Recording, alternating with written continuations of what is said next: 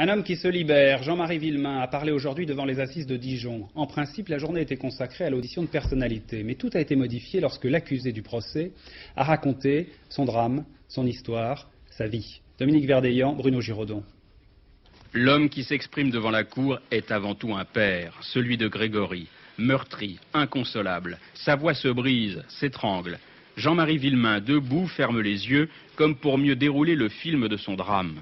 Dans une atmosphère pesante, la salle revit elle aussi l'affaire. 16 octobre 84, Grégory dit au revoir à son père. C'est la dernière image que j'ai de lui dans le rétroviseur. Jean-Marie Villemain sanglote, s'accroche au montant de la vitre par balle. Puis c'est l'insoutenable image, un corps sous une couverture. Il était beau, il ne paraissait pas mort. Celui qui a fait ça, je veux l'avoir avant la justice, s'est-il promis ce soir-là. La mise en liberté de Laroche, ce fut un choc. C'est comme si on tuait une deuxième fois mon enfant.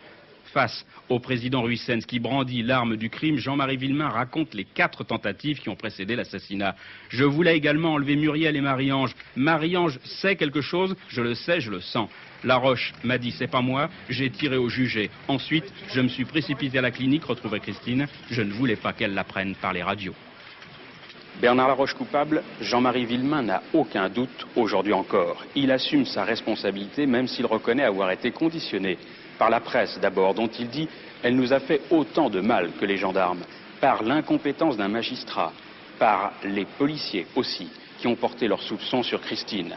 Jean-Marie Villemain n'a eu aujourd'hui qu'un seul souci, faire oublier l'accusé pour ne se présenter qu'en victime.